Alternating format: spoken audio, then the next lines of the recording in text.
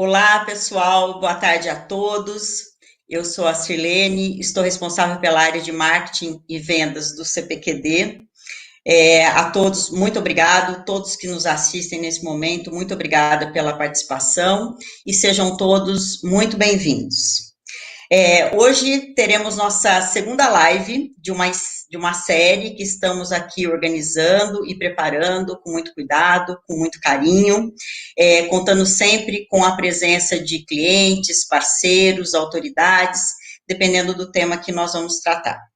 O nosso objetivo com essa série é compartilharmos aí momentos de reflexões sobre o novo cotidiano, sob a perspectiva de tecnologia, segurança e inovação, né? Afinal, a gente passou muito tempo planejando a tal transformação digital e acho que hoje, meio que quase que de um dia para o outro, todos se viram fazendo a transformação digital. E tudo que nós vamos falar aqui também tem muito a ver com isso, ok? Nossa live de hoje terá 1 hora de duração. O tema do dia é a pandemia e a escalada do uso e dos riscos nos meios digitais. Hoje eu mesmo estarei aqui conduzindo esse bate-papo com os nossos convidados, que serão o Marcos Paulo, da Orbital, o Paulo Barbosa, da Unicred, e o Alexandre Rodrigues, do PJ Bank. Muito obrigada pela presença de todos vocês, que tenhamos todos aqui uma excelente live, né? E para começar, para fazer aqui o nosso esquenta, eu vou pedir que, por favor, cada um de vocês se apresente e conte um pouquinho sobre a atuação da organização que hoje vocês estão aqui representando. Eu vou pedir para a gente começar aqui com o Paulo, da Unicred, depois com o Alexandre, do PJ Bank, e fechamos com o Marcos Paulo, da Orbital, ok? Vamos lá, Paulo? Vamos lá, então, em primeiro lugar, agradeço o convite de estar participando dessa live de vocês, muito legal poder estar compartilhando um pouco da experiência, mas também do que está acontecendo no mercado como um todo, né? Então, agradeço o convite e muito bacana o CPQD poder estar proporcionando esses momentos, tá? Falando rapidamente, então, sobre a Unicred, tá? Para dar uma ideia do posicionamento da empresa, né? Bom, então eu sou o Paulo, atualmente gerente de segurança da informação e também de prevenção à fraude da Unicred. E a Unicred é um sistema cooperativo de crédito, tá? Então, conta com associados, que são os cooperados, e oferece serviços, então, financeiros muito similares ao que normalmente se encontra no mercado de instituições financeiras ou mesmo dos grandes bancos, tá? Então, todos os serviços financeiros, toda aquela realidade de internet banking, mobile banking, e todos os produtos que normalmente se encontra nesse mercado, enquanto a opções transacionais, mas também enquanto a cheques, enquanto a cartões e produtos de crédito, obviamente, né? Todos eles são parte da realidade da Unicred, tá? Então, nós estamos nesse contexto, no mesmo desafio que outras instituições financeiras hoje também estão, e, claro, estando à frente de uma área de segurança da informação e de prevenção à fraude, a gente tem uma atuação bastante intensa dentro dessa instituição, né, que é a Unicred. Vivemos tanto a realidade do ponto de vista de ataques cibernéticos e acompanhar todo o ambiente de inovação, de desenvolvimento que o negócio tem, tentando equilibrar os requisitos de segurança com essa forte batida que todo o mercado está, né? E também temos toda outra perspectiva mais sobre o funcionamento de produtos e serviços, sobre todo o transacional que os nossos cooperados possuem para identificar possíveis fraudes, possíveis golpes, que ultimamente têm aumentado bastante, né, sobre os cooperados. Então, de forma geral, essa é a Unicred, e mais uma vez, um prazer estar aqui com vocês hoje. Não quero monopolizar, então já passo a vez. Maravilha, vamos lá, muito obrigada. Vamos lá, Alexandre. Bom, boa tarde a todos, um prazer estar aqui com vocês, nessa bela iniciativa do CPQD. Também agradeço a oportunidade de estar aqui participando e trocando um pouco de experiências com vocês todos. Eu sou diretor de operações, novos negócios e RH do Grupo Superlógica e do PJ Bank, né? A Superlógica é uma empresa que originalmente nasceu desenvolvendo sistemas de gestão e tem uma presença dominante no mercado de administração condominial e de imobiliária, fornecendo o sistema de gestão para esse tipo de empresa. E depois, muitos anos depois, foi criado o PJ Bank. O PJ Bank é uma visão da nossa empresa de como deveria ser o banco do futuro para empresas, né? A gente entende que o banco do futuro para uma empresa é um banco embutido no sistema de gestão dela, porque isso permite uma série de ganhos de produtividade, etc., né? E desde então a gente fundiu isso, o PJ Bank atende mais de 150 outros ERPs, inclusive de concorrentes, e ao final do ano passado a gente foi investido pela Warburg Pincus, um dos fundos de investimento mais tradicionais do mundo, né? E nossa visão de futuro agora é nos tornarmos a principal plataforma para a distribuição de produtos e serviços através das administradoras para condomínios e condôminos, né? Então, é esse nosso plano, é isso que a gente faz. Agradeço a oportunidade de estar aqui mais uma vez. Beleza, muito obrigada. Vamos lá, vamos ver o Marcos Paulo. Obrigado. Obrigado, pessoal. Prazer estar aqui também com vocês, com o CPQD. Obrigado pelo convite. É um prazer estar aqui trocando experiências com esse time, que eu não tive o prazer de conhecer pessoalmente, mas a gente tem muito em comum sobre esse mercado financeiro. Eu sou o Marcos Paulo, eu estou na Orbital, eu trabalho na Orbital há um bom tempo, desde a época que ela era Credit Card, na verdade. Então, a gente tem um pouquinho aí de bagagem nesse mercado de meios de pagamento e de transações digitais e segurança. A Orbital, ela se transformou ao longo desses anos muito, né? Acho que muitas empresas que estão aqui hoje também tiveram um caminho parecido, e hoje ela faz parte de um grupo do Grupo Stefanini, que é um grupo multinacional, está presente em 44 países hoje, é um grupo com um pouco mais de 25 mil colaboradores e que tem um rico ecossistema aí de soluções digitais, plataformas, ao qual a gente conseguiu trazer para o mercado aí inovações, junto com a ajuda de vários parceiros, né, o CPQD aqui também faz parte disso, mas a gente conseguiu montar uma plataforma de serviços digitais para que a gente possa atender esse mercado que está cada vez mais crescente, o mercado de plataformas digitais, carteiras digitais, contas pré-pagas de pagamento, e por aí vai, né, até suportar aí uma plataforma de banco de varejo. Então, a gente se reconstruiu ao longo destes anos, muito, muito mesmo, saiu lá daquela visão de administradora de cartões Credit Card, para um hub de soluções multiplataforma de meio de pagamento. Então, a gente tem aí soluções fim a fim que ajudam empresas, negócios a conectar os seus clientes com o mundo digital e a fomentar ali outros relacionamentos também, se necessário. Obrigado, gente. Muito bom.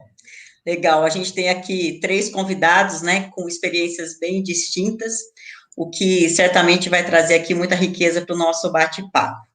Bom, e para começar, então a gente vai acabar, né, nesse contexto, caindo muito em torno das transações, né, as transações eletrônicas, digitais aí, especialmente nesse meio de bancos.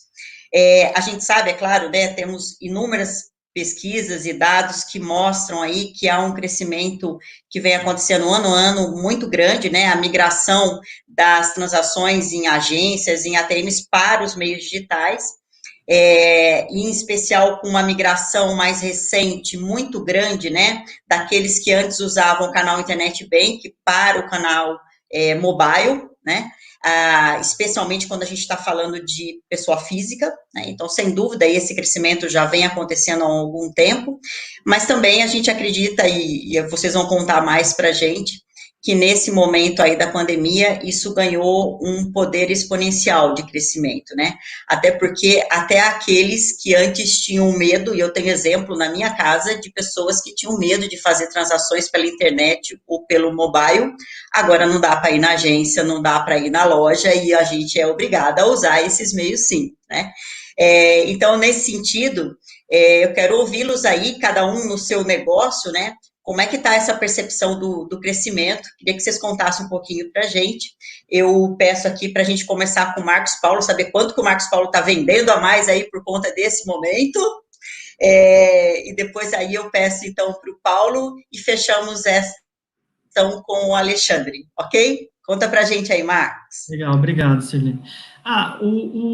Eu diria, né, engraçado que a gente teve que ter uma ruptura aí de paradigma de modo forçado, né, não só nós brasileiros, mas como o mundo todo, talvez. Talvez quem estivesse mais preparado para isso, que a gente estava já acompanhando há muito tempo, era a China, né, até mesmo a Europa ali, e o mercado da América Latina, ele é um pouco mais atrasado em relação a plataformas digitais do que a gente. Mas tem alguns dados interessantes antes de eu comentar isso, né? Hoje a gente tem 43 milhões de pessoas desbancarizadas aqui no Brasil, que não têm acesso a plataformas ou a meio de pagamentos de qualquer natureza, e o interessante desse número é que 65% são mulheres.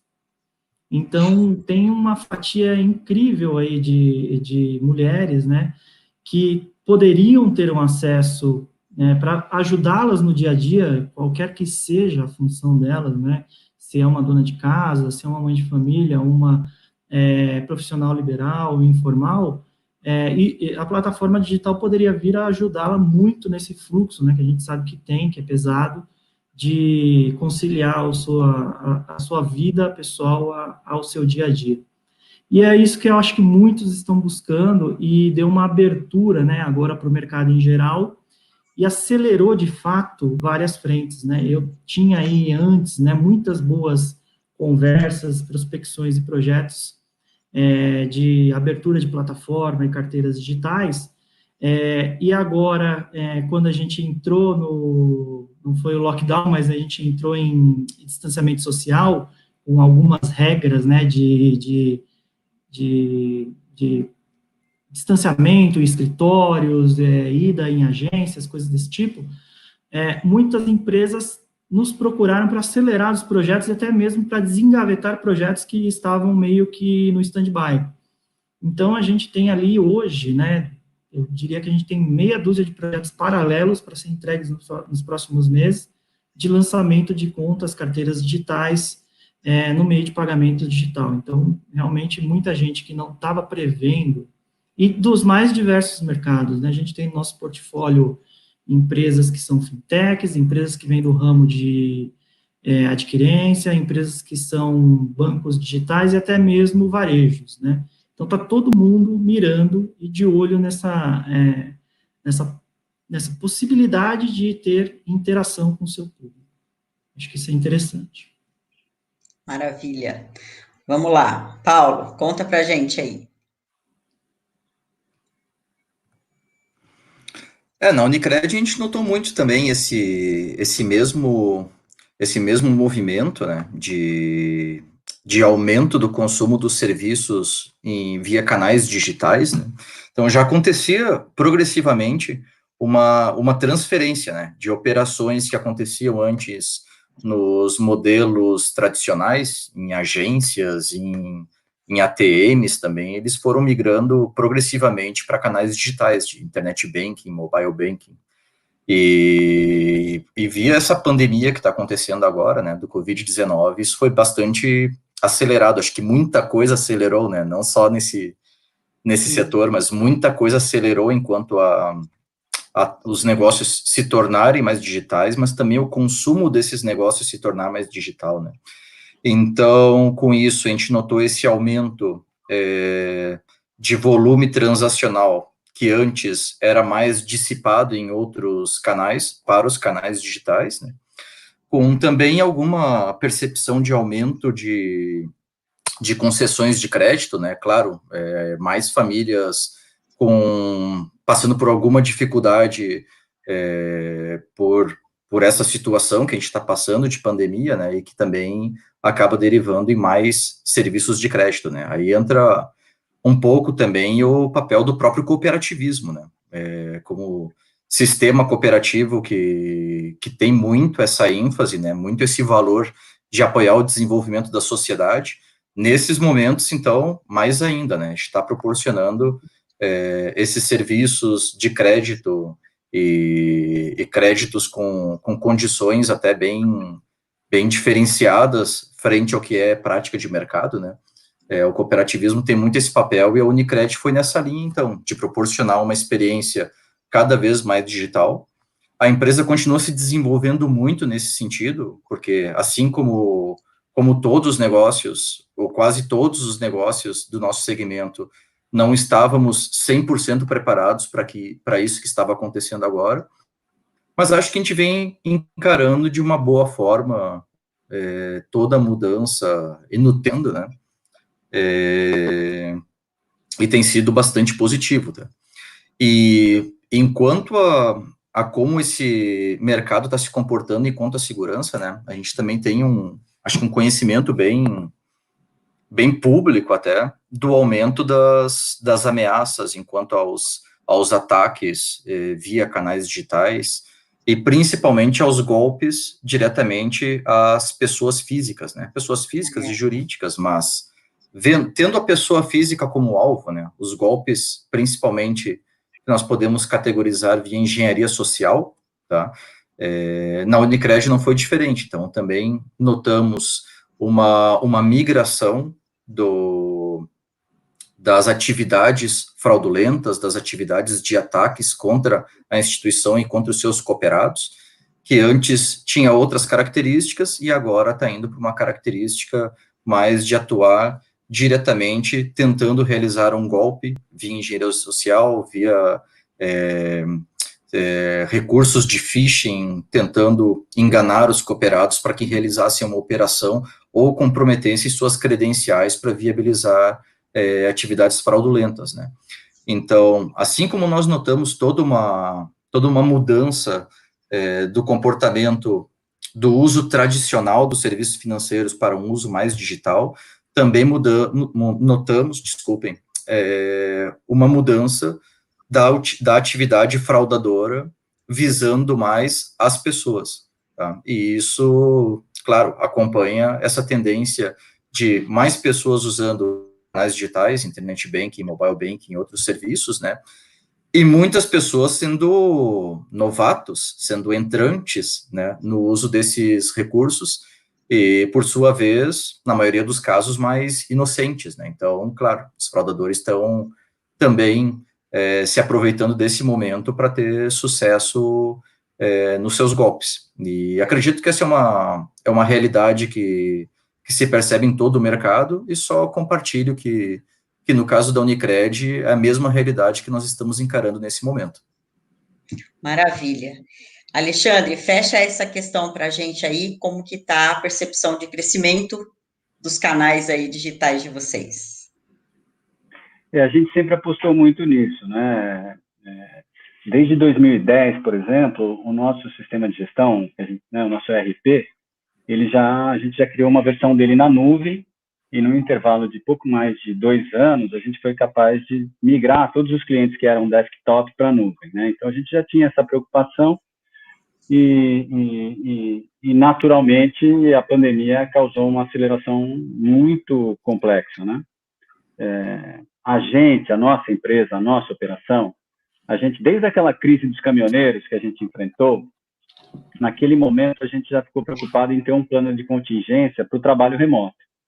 E no momento do Covid, esse plano de contingência se mostrou muito eficaz, né? Então, no dia 16 de março, a gente já estava com 100% da companhia em home office, graças ao fato da gente já ter preliminarmente um plano para isso, né? Mas a situação foi mais complexa do que a gente imaginava. A empresa continua crescendo, graças a Deus, né, mesmo com isso.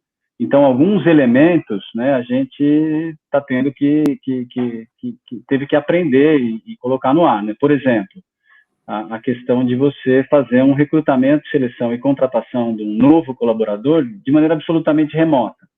E a gente está sendo bem sucedido nisso, inclusive com muitos elogios de quem é contratado e onboarding dos times, né? Então, isso está sendo uma experiência fantástica, na realidade. A gente também pôde notar, e a gente fez uma pesquisa extensa dentro da empresa e muito granular nas várias áreas, pesquisando vários aspectos diferentes do trabalho remoto, e no nosso caso, a produtividade da empresa aumentou de maneira significativa até, né? Uma surpresa muito positiva. Por outro lado, a gente tem alguma preocupação com a manutenção e a adaptação da nossa cultura no longo prazo, com as pessoas se encontrando menos, né? É algo que a gente passou a refletir e nós temos refletido o que a gente precisa adaptar aí para que a gente não perca um elemento que a gente acha importantíssimo, né? A gente preza pela nossa cultura mais do que pela estratégia. Então, é um elemento que nós temos refletido muito sobre isso, né? Curiosidade, a gente estava prestes a mudar de sede, ia para um escritório bem maior. Após alguns meses aqui no trabalho remoto, nós já estamos pensando num outro conceito de escritório, muito diferente do que a gente imaginava, já pensando que mesmo numa volta da normalidade, a gente deve operar de maneira diferente, não 100% remoto, mas com uma quantidade grande de trabalho remoto envolvido que a gente não tinha. Nossos clientes se viram numa situação complexa, né? Então, vamos imaginar um dos clientes que a gente tem, que são administradoras de condomínio imobiliárias, eram empresas que a maior parte delas não tinha um plano para tratar de uma situação dessa, naturalmente, né? Então, uma vantagem que eles tiveram é o fato do nosso software ser na nuvem. E a gente, no nosso segmento, a gente é uma das poucas opções entre os líderes, talvez a única, que disponibiliza o software completamente na nuvem. Então, isso para os clientes se mostrou algo bom, né? O funcionário tem condição de ir para casa e acessar as ferramentas de trabalho, pelo menos as que a gente fornece, de maneira remota, o que foi algo muito positivo. Mas a gente também tem o pacote de assembleia virtual, né, para o condomínio conseguir, para a administradora de condomínio conseguir conduzir uma assembleia de condomínio de maneira virtual, né? Isso tudo a gente tinha, e daí, naturalmente, agora a gente está trabalhando muito fortemente para evoluir esse pacote de soluções, inclusive dando metodologias para as administradoras operarem de maneira mais robusta, de maneira remota, independente da pandemia, né? Então, apesar de todos os riscos que envolvem o trabalho remoto, tem uma série de grandes oportunidades. E, para mim, me parece claro que a gente realmente vinha caminhando, o mundo, né, do ponto de vista tecnológico, etc., a gente vinha caminhando, boa parte das tecnologias estavam disponíveis, mas culturalmente a gente não estava avançando. Nesse sentido, acredito que a gente vai ter avanços muito importantes aí, porque a tecnologia se mostrou muito forte para suportar isso, né? Então, a gente tem visto como boas oportunidades adiante aí. Maravilha. Bom, o Paulo muito obrigada, Alexandre. O Paulo já até comentou um pouco, mas só para a gente contextualizar novamente, então, é claro que esse aumento do uso dos canais digitais, é claro que eles trazem consigo também o aumento de oportunidade para os fraudadores, né? Como bem disse o Paulo, sem dúvida, eles estão sempre atentos e achando novos caminhos aí para as fraudes. E aí, se a gente, pensando um pouco aqui, só para a gente organizar aqui o nosso pensamento, né? Se nós imaginarmos aqui uma jornada muito simples de um cliente, a gente pode pensar pelo menos em 3 passos que a gente sabe que há muita vulnerabilidade conhecida, né? Que se a gente pensar, começando pelo cadastro, e aí a gente, muito conhecidamente, a gente fala aí da fraude de identidade, seja na aquisição do crédito, que o Paulo disse, seja na abertura de uma conta, provavelmente lá no cenário do PJ Bank também haja coisas assim, que daí nesse momento a conta, o crédito é alcançado com dados não verdadeiros, né, com dados de pessoas legítimas, contudo a conta é legítima, e aí, ainda mais, cada vez mais, nós temos ali na palma da mão todos os serviços possíveis, uma vez que você abriu a conta e está ali, você pelo menos até que seja percebido, você não, né, o fraudador, até que seja percebido, pode fazer aí uma certa bagunça. Se a gente vai para um segundo momento de uma jornada, ainda que a conta seja legítima, foi tudo certinho, aí vem o segundo momento quando os dados são roubados, né, como por exemplo, o exemplo do phishing, que o Paulo falou, e aí eu vou pedir aqui na sequência, para a gente falar um pouco mais, a questão da engenharia social, que está sendo todo o tempo destacada nesse momento, talvez nunca tenha tido um papel tão forte nessa questão da fraude, né?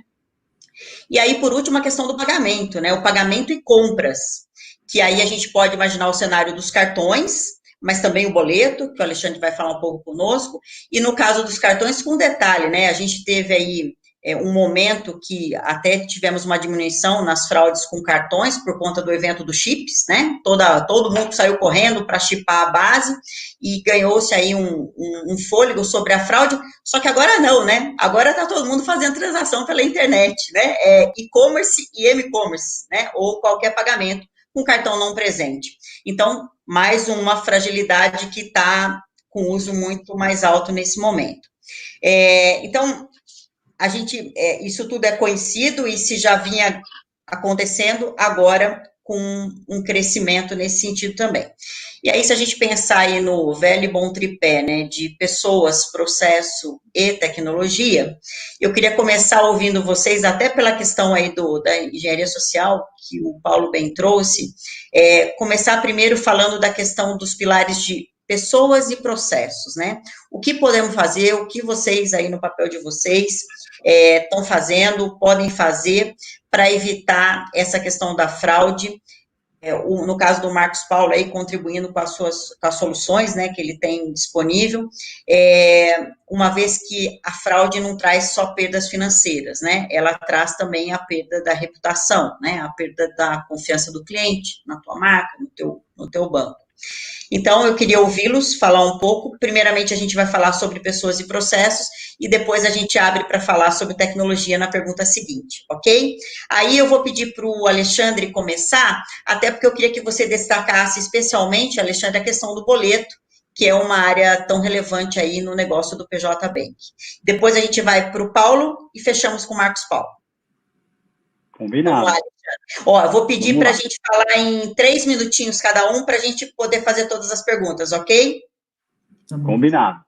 Maravilha, obrigada. Então, vamos lá. vou tratar dos temas que você comentou, né? O boleto, a gente tem uma tratativa grande em relação a evitar fraudes, né?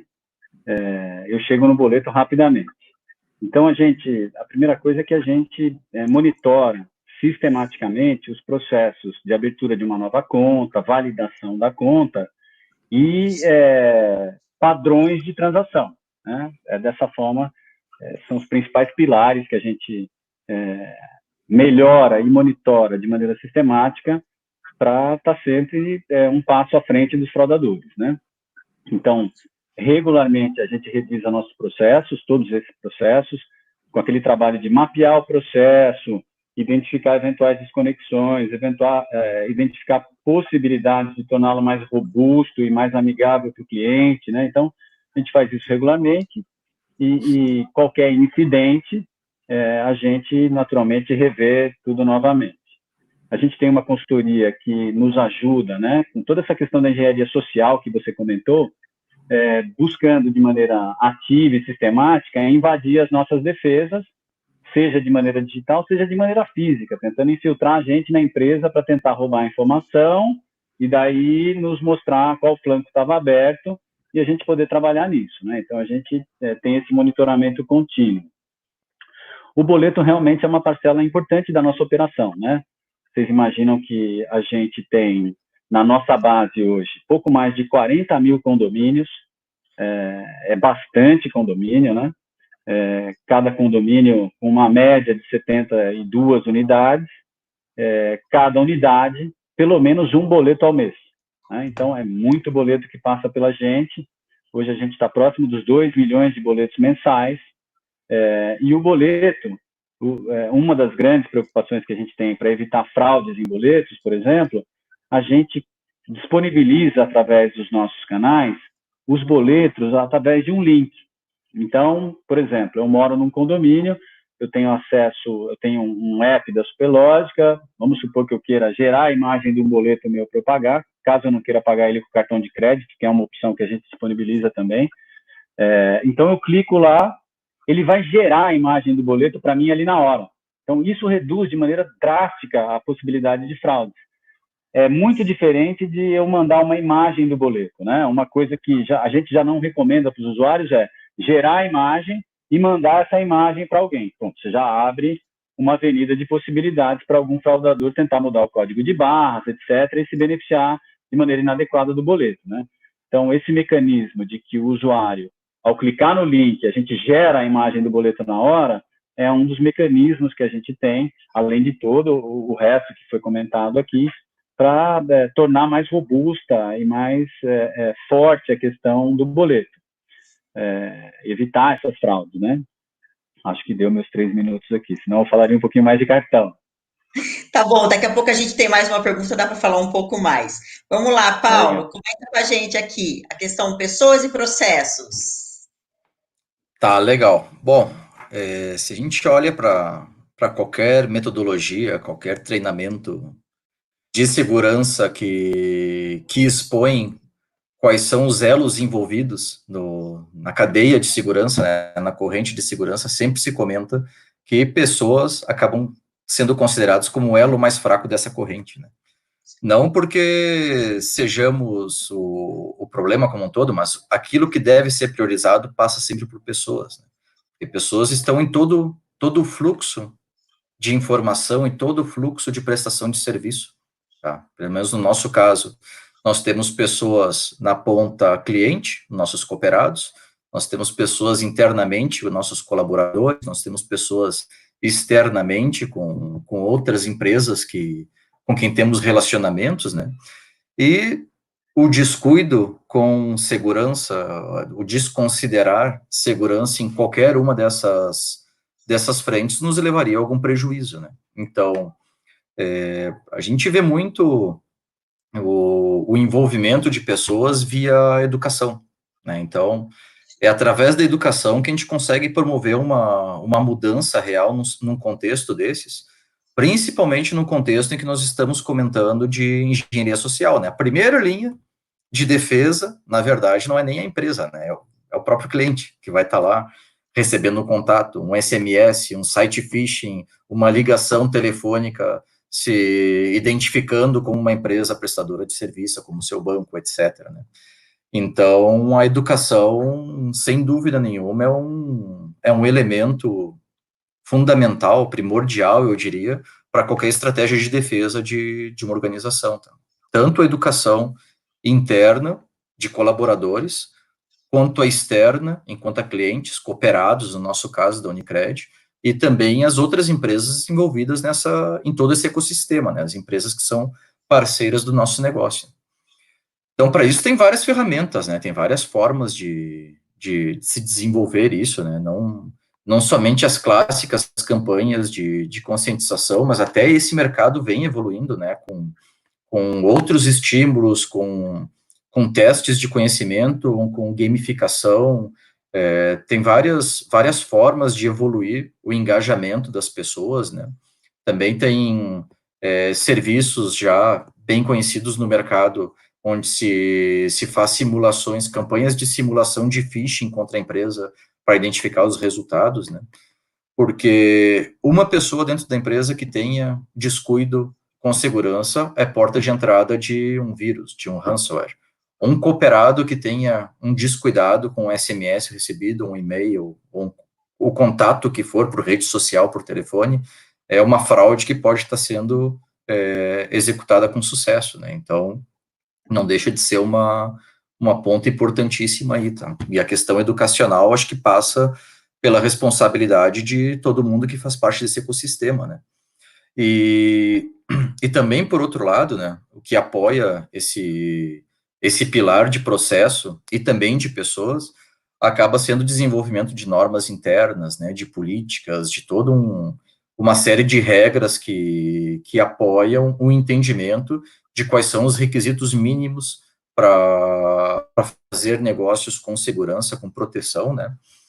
E também um elemento que é bem importante, que talvez não existia tanta preocupação no passado, mas que agora cada vez tem mais força, é o relacionamento com empresas prestadoras de serviço, empresas terceiras, empresas que fazem parte também desse ecossistema de prestação de serviço, tá? Porque esses parceiros muitas vezes possuem os dados dos nossos clientes, muitas vezes conhecem nossa estratégia, a característica de nossos produtos, ou até mesmo o nível de segurança que eles possuem, e se eles também não estão aderentes a isso, claro que pode gerar ali um ponto de falha, um comprometimento, né? Então, cada vez mais se exige no mercado também que nós olhemos para os nossos parceiros e passemos exigências para eles de que eles também tenham um determinado nível de segurança.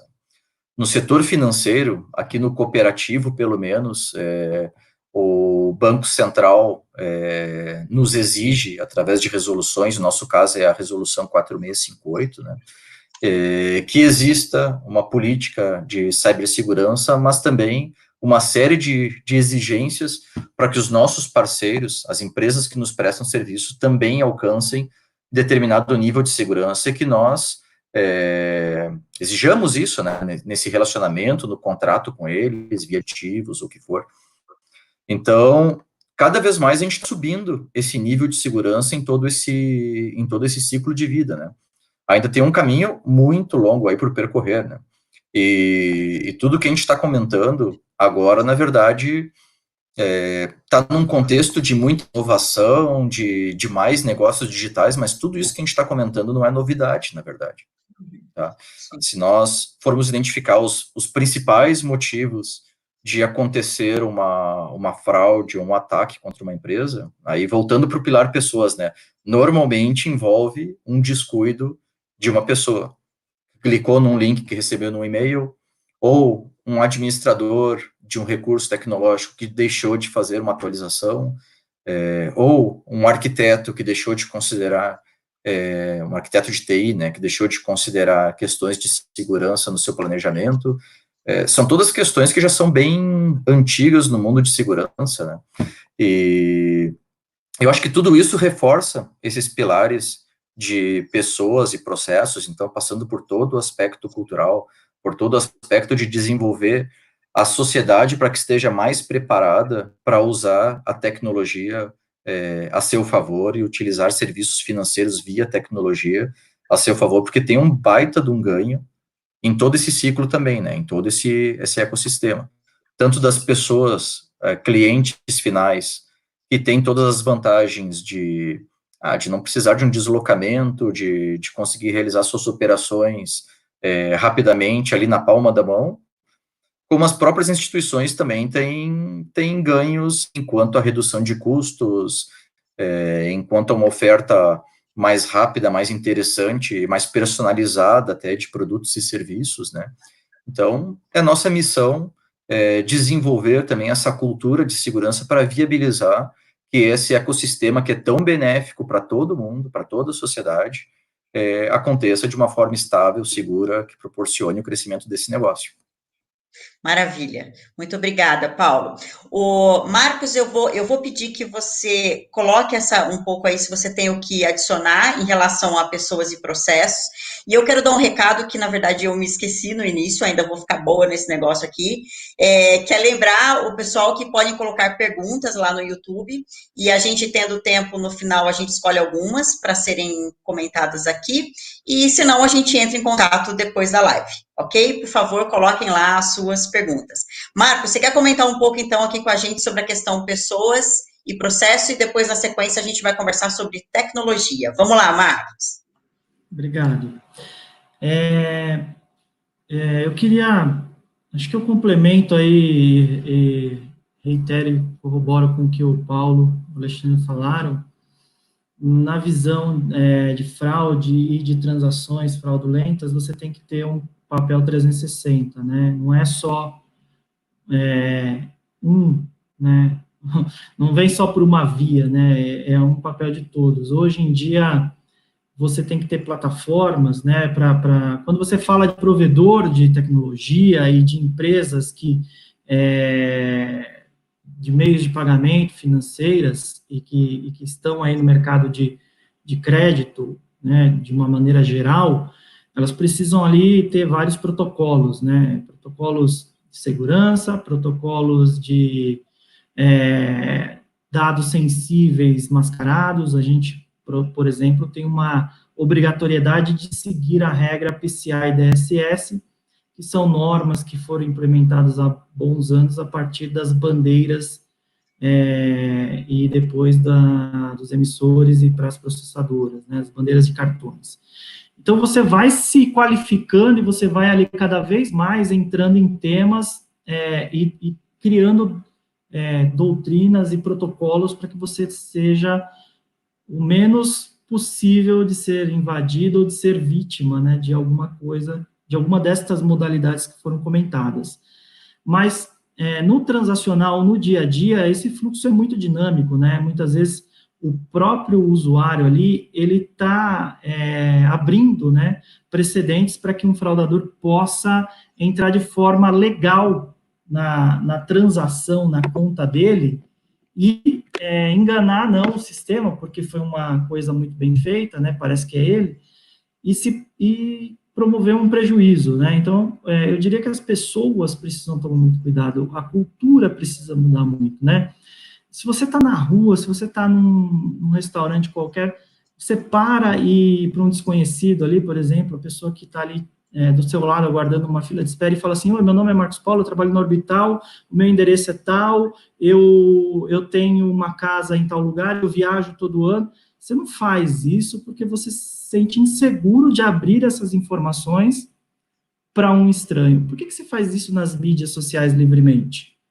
Então, eu acho que a cultura tem que mudar. Dá uma impressão de que dentro do aparelho do seu smartphone você está seguro, mas não está. É uma das piores portas de captura de informações confidenciais hoje, né? E aí abre precedente para um monte de invasão e modalidade, né? E as empresas têm a todo momento estar se precavendo dessa sua condição, né, para aumentar a segurança. Então, de novo, a plataforma transacional que a gente usa lá, modelos preditivos, né, de score de fraude, onde você consegue ali ter um mapa de onde acontecem as fraudes, de que região, de que tipo de estabelecimento, modalidade, isso a gente utiliza muito, regras, né, de situações que geram fraude, que são comuns, que são os chamados modus operandi dos fraudadores, das quadrilhas. Então, no mundo de prevenção a fraudes, a gente brinca que a gente não tem concorrente, a gente tem que se juntar e ter sinergia. Então, muitas vezes, quando eu estou lá identificando uma fraude no meu ecossistema, algum tipo de fraude, eu já aviso a bandeira, eu já aviso os acquirers e já aviso os meus relacionamentos, que muitas vezes até são concorrentes. E a gente se junta, geralmente, para que a gente consiga limitar e mitigar esse risco ao máximo. Mas você tem que contar com a tecnologia, né? Não é só com a educação das pessoas. E a gente tem aí plataforma, a CPQD nos fornece uma plataforma muito boa, a gente tem utilizado, a gente já tem know-how nisso há um bom tempo, né? Em fraude transacional. E agora a gente também está vendo essas outras aí, que o Paulo e o Alexandre comentaram, boleto, na plataforma financeira a gente está vendo muito isso, né, boleto, a parte de invasão, de abertura de conta fraudulenta no onboarding, né, o onboarding hoje é digital, então muitas vezes você pode subir um documento ali que você roubou de uma pessoa idônea, então tudo isso tem que ser olhado com cuidado e usar inteligência, motores preditivos, inteligência artificial, birôs não relacionados, né, com dados não estruturados, para que você consiga fazer modelos e prevenir qualquer tipo de ataque, vamos dizer assim. Maravilha. Bom, o Marco já tocou aí no tema de tecnologia, então eu já vou adiantar um pouquinho aqui com o Paulo e o Alexandre, e aí, né, lembrando nessa questão, quer dizer, quando tudo falha, né, pessoas e processos falham, como trouxe bem o Paulo, a gente sabe que realmente vai história, vem história, mas o elo frágil tem sido sempre as pessoas. E como trouxe bem o Marcos, eu tenho a impressão que quando a gente está no mobile, a gente chega a achar que a gente está sozinho no mundo, entende? Então aí vai falando, né, vai falando. Eu acho que acontece um pouco desse sentimento, talvez, né, mas o fato é que falha sim, pessoas e processos falham, e aí é a hora que a gente precisa ter a tecnologia para ajudar. E aí, nesse sentido, então, para a gente fechar esse tema, ouvi um pouquinho aqui o Paulo e o Alexandre sobre o uso a questão do uso de tecnologias tais como, né, modelos preditivos, perfil de cliente que pode ajudar nesse momento, a própria inteligência artificial, como mencionou o Marcos. Paulo, você pode falar um pouquinho e depois a gente pede para o Alexandre fechar essa questão. Por favor, Paulo, sobre tecnologia, conta para a gente, sua visão. Tá, legal, vamos lá. Bom, as tecnologias estão evoluindo cada vez mais para meios que antes eram centralizados para meios mais descentralizados, né? Então, antes nós precisávamos ir numa loja física ou precisávamos ir numa agência de um banco para realizar nossas compras, nossas operações, e isso tem tudo mudado e trazido desafios que são novos, né? E frente a isso, claro, a tecnologia tem que se adaptar e tem que permitir que essas mudanças aconteçam de uma forma segura, prática, fácil para os clientes, para os usuários finais, né? Também nesse meio, né, no setor financeiro, né, cada vez mais os pagamentos, transações em geral, são realizadas de forma mais fácil, mais na palma da mão, né, mais, inclusive, enfim, de formas simples, de formas centralizadas, e quanto a isso, o que nós precisamos é ter uma garantia de tecnologias que nos permitam que essas operações sejam feitas nos tempos que precisam ser feitos, cada vez mais elas são realizadas em tempo real, né? TED já é uma realidade no mercado brasileiro há vários anos, que permite transações numa velocidade muito, muito rápida, mas o mercado vai evoluindo para um Pix, por exemplo, né, que vai descentralizar ainda mais o meio de pagamento e também traz o desafio da transação ser realizada, ser autorizada em tempo real, tá? Então, as tecnologias têm que acompanhar isso, né? E aí a gente está falando de modelos preditivos, estamos olhando para bases compartilhadas entre instituições, onde cada uma ajuda a outra, né, colabora com a outra no sentido de compartilhar informações sobre incidentes, sobre fraude, sobre fraudadores, para que a gente consiga fechar também esse ecossistema de proteção, né. Então, antes as tecnologias eram muito olhadas porque era o clássico, né, que era autenticação, principalmente controle de perímetro também, né, enquanto a segurança, e isso tem evoluído, né, porque a gente não está mais fechado num perímetro, né, a gente tem cada vez um modelo mais descentralizado, não estamos mais fechados só naquela nossa rede, que ela estando protegida, nós estamos bem, né, o modelo é extremamente descentralizado. E também não temos mais o tempo de olhar, analisar, pensar se aquela operação é uma fraude, se aquele cadastro é fraudulento ou não. Tudo está acontecendo num tempo, velocidade de tempo real, né? Então, a tecnologia tem que acompanhar isso, né? Então, mais uma vez, os modelos preditivos, o uso de inteligência artificial pode trazer grandes contribuições, o compartilhamento dessas bases de informações entre diferentes empresas traz um grande benefício também, ainda mais considerando que a gente está num cenário de aumento de complexidade, não só pela tecnologia, né? Mas vivemos num mercado cada vez mais regulado. O mercado financeiro já é regulado há décadas pelo Bacen, né? E cada vez mais regulado enquanto a segurança, enquanto a prevenção à fraude, tá? Mas também a gente tem as questões da Lei Geral de Proteção de Dados, a LGPD, que também traz requisitos enquanto à privacidade de dados das pessoas, né? E em paralelo com isso, a gente tem todo esse avanço de mercado, todas as iniciativas de inovação, de métodos ágeis e de open banking, tá? Que traz também um paradigma de mais abertura de informação, tudo feito mais rápido, e aí entra a tecnologia, obviamente. Quanto à tecnologia, só um último comentário. Tudo isso, toda essa evolução que as ferramentas vão tendo, os métodos preditivos, a inteligência artificial, as bases compartilhadas, tudo isso é fundamental, mas sem termos os pilares básicos de segurança em tecnologias, nenhuma estratégia se sustenta, tá?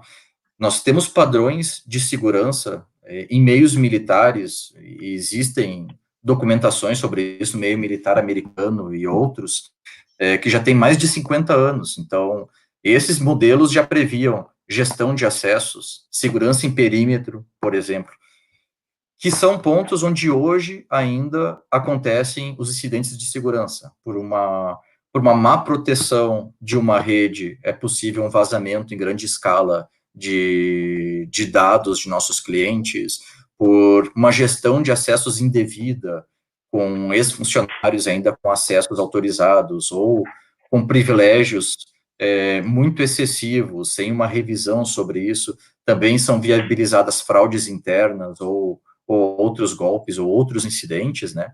Então, se o básico lá de trás, tá, não for bem feito, essas novas tecnologias também não se sustentam. E aí eu posso trazer a ISO, a própria 27001, como uma grande referência no mercado para apoiar qualquer organização que queira ter um nível de aderência, de segurança grande, que inclusive quem tem uma aderência a uma norma como essa, generalista como uma ISO, por exemplo, né, já tem um nível de aderência bastante elevado também a tudo que tem entrado agora no mercado. Para quem olha para um PCI, sim, tem fatores específicos de cartões, mas a grande parte, talvez 80%, já estava lá dentro, né? Quem olha para uma LGPD, também tem fatores específicos, mas a grande parte, o grande volume de controles, de adequações, de proteções de segurança já estava previsto nesses modelos antigos, entre aspas, né? Então, só deixa esse último recado, né? Muito importante a gente estar aderente às novas tecnologias, fundamental, mas se o básico, se o feijão com arroz da segurança não for bem feito, nenhuma estratégia se sustenta ao longo do tempo. Maravilha, Paulo, muito obrigada. Alexandre, eu peço aqui que você adicione o que achar interessante. Desculpa, eu vou pedir para você falar aí 2 minutinhos, porque a gente está acabando o nosso tempo. Vamos lá, Alexandre, por favor. Eu acho que os colegas cobriram bem essas questões, né? Então, o Marcos, o Paulo, a questão da cultura é fundamental mesmo, né? Nessa hora, realmente não existe concorrente. A gente trabalha de maneira colaborativa para informar a cadeia toda de alguma potencial ou suspeita de fraude e todos combatemos isso juntos, né? O Brasil tem um sistema muito robusto e seguro de meios de pagamento, se a gente comparar com a maioria dos outros países, né? Então, alguns aspectos citados aqui realmente são pontos muito críticos, né? A questão do onboarding, certos tipos de atividades exige que a gente redobre a atenção, né? Porque são atividades onde você tem um risco maior de lavagem de dinheiro e coisas do gênero, né? Que a gente também tem que prestar atenção, né? Essa agilidade que todo mundo comentou de certas transações, né? Alguns tipos de transação não permitem estorno, né? Então, esse tipo de transação, se ele ocorrer, é um tipo de transação que o dano está feito, né? Então, é importante a gente ter um cuidado especial com elas, né?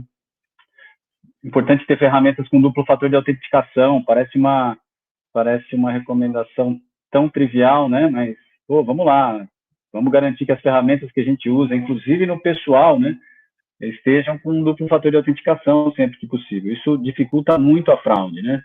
Você manter arquivos na nuvem, por exemplo, usando alguma suíte que de várias companhias existem, né, Microsoft, Google, etc., ajuda em outro tipo de desafio também, né, que é a perda e extravio de arquivos, né, por uma máquina que possa se molhar, da pessoa que está trabalhando remotamente, coisas do gênero, né? Então tem esse aspecto também de onde você salva seus arquivos pode ser muito importante, né? Mas concordo fortemente com os colegas aqui. Tudo passa por uma questão de cultura, né? Porque senão as pessoas deixam os flancos abertos e isso é aquele jogo meio de gato e rato, né? A hora que um consegue pegar uma coisa, o outro evolui, a gente está sempre um passo à frente do fraudador e eles estão sempre correndo atrás de se reinventar, né? Então, a cultura das pessoas, tanto dos funcionários como dos clientes e demais usuários de qualquer plataforma, é fundamental para a gente ser bem sucedido, né? Excelente, Alexandre. Muito obrigada. Realmente aqui a gente está no final, a gente teve aí perguntas que a gente depois encaminha, né? Porque nós estamos terminando aqui o tempo. Quero agradecer muito a participação de vocês. E aí, um minutinho cada um para falar um tchau e uma última frase aí acerca do tema, né? Olha, aquilo que alguns falaram aqui continua sendo a mesma coisa, a gente continua tendo a questão de pessoas, processos, a necessidade de tecnologia. Sempre que a gente fechar uma porta, vão vir outras, e a gente tem que estar sempre olhando para todas. Então, assim, um tchau de cada um de vocês, para a gente fechar aqui a live de hoje. Vamos lá. Marcos Paulo. Legal, obrigado. Bom, eu queria agradecer, foi bem bacana, bem rico, a gente sempre aprende, esses bate-papos são muito, muito esclarecedores, daria para ficar horas, né? Tanto é que a gente não vê o tempo passar. Mas o que eu deixaria aqui de final para o pessoal que está nos assistindo, talvez, é que não tenham medo de ir para o mundo digital, né? Só tenham a certeza de quem é o provedor, ou quem é o parceiro, ou o fornecedor que vocês estão escolhendo. Porque existem muitas empresas que seguem protocolos sérios, investem nas suas plataformas, trazem parceiros que têm aí diferenciais naquele tipo, né, de situação que vai te ajudar. Isso é importante, né? Fazer isso de forma segura, com um parceiro, um provedor que te dê todas essas credenciais, é o diferencial, porque ela está aí, ela vai ficar, e ela facilita muito a vida de todo mundo, né? Então, a gente precisa se inserir nisso.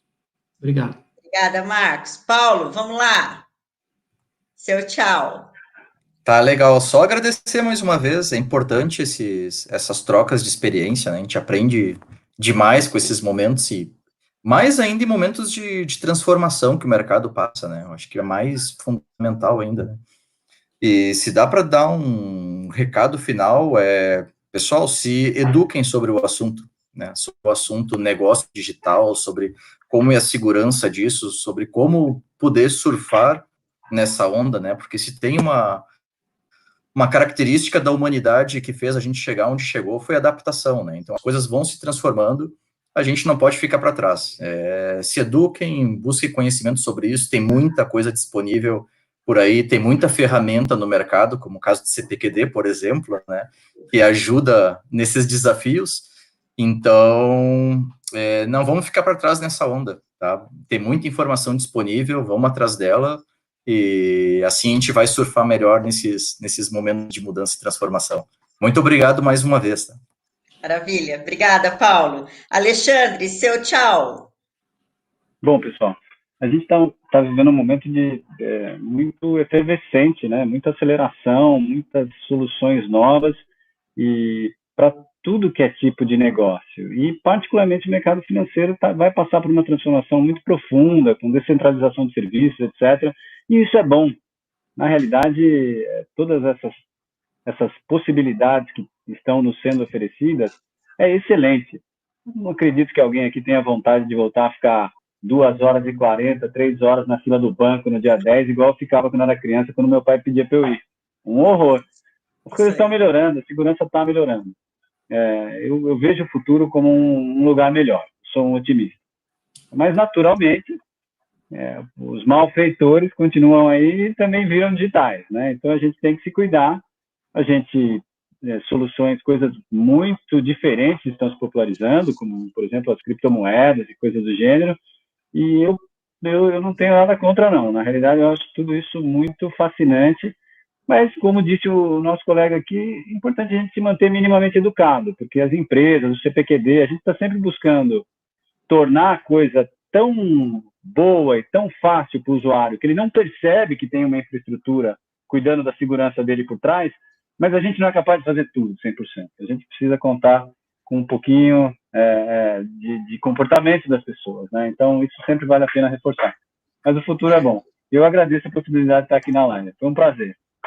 Muito obrigada, prazer enorme nosso, muito obrigada por compartilhar aí tanto conhecimento, experiência, obrigada mesmo, uma honra ter estado esse tempo aqui com vocês. Bom, e a vocês que estiveram nos assistindo aí ao longo dessa 1 hora, que passou muito rápido, muito obrigada, pessoal, muito obrigada mesmo pela participação de vocês, e eu quero aproveitar aqui para convidá-los para a nossa próxima live, que vai acontecer na próxima quarta-feira, sempre no mesmo horário, às 17 horas, e o tema da nossa próxima live é as perspectivas de transformação digital das cidades.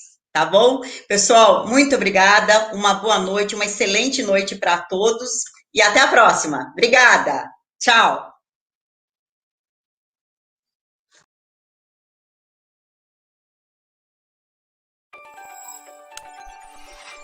CPQD. O que esse nome lembra você? Provavelmente você respondeu inovação ou tecnologia, não é mesmo? Afinal, inovar é o que a gente faz há mais de 40 anos. Tanto que, se você olhar bem de perto, tem um pouco de CPQD em todo lugar. Quer ver? Se eu preciso falar com uma loja, sou atendido por um robô que ajudamos a criar.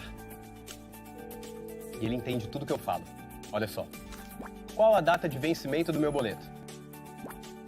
Quando ele transforma isso nisso aqui, é tecnologia nossa. Seu boleto vence no dia 21. Nós também ajudamos a fazer com que tudo isso funcione do mesmo jeito, por telefone, no chat, no Facebook e por SMS. Quando o CPQD transforma todo esse atendimento em texto, a loja pode extrair informações muito importantes para que ela esteja sempre melhorando. Bom, agora que eu já falei com a loja, eu posso fazer minhas compras com tranquilidade. Afinal, com a solução do CPQD, é possível identificar e prevenir transações que eu não autorizei. E outra, para finalizar minha compra pelo celular, eu precisei da cobertura de internet, não é mesmo? Pois é, com a nossa tecnologia, a minha operadora sabe exatamente onde tem cobertura ou não. Quer saber onde mais tem CPQD? Quando estou no meu carro e pago o estacionamento ou o pedágio automaticamente, é a nossa inovação que faz com que essa transação seja cobrada corretamente. E no trabalho? Será que os gastos com telecom estão sendo bem investidos? Simples. Os especialistas do CPQD dão a resposta. Outra preocupação. Será que a operadora de saúde que foi contratada está preparada para combater perdas e desperdícios? Com tecnologia, elas podem fazer auditorias inteligentes. Que empresa não precisa inovar? Com a gente, você aproveita as tendências das tecnologias mais recentes com soluções feitas para o seu negócio. E quem vai testar seus novos produtos e validar a conformidade? Você já sabe. Sem contar que também estamos dando o maior apoio ao uso de internet das coisas com uma plataforma aberta onde qualquer pessoa pode experimentar. Isso é CPQD. E tudo isso é possível porque buscamos ser protagonistas nas tecnologias que podem transformar o mundo. Apostar na tecnologia é estar conectado. Vem com a gente. Conecte-se ao novo.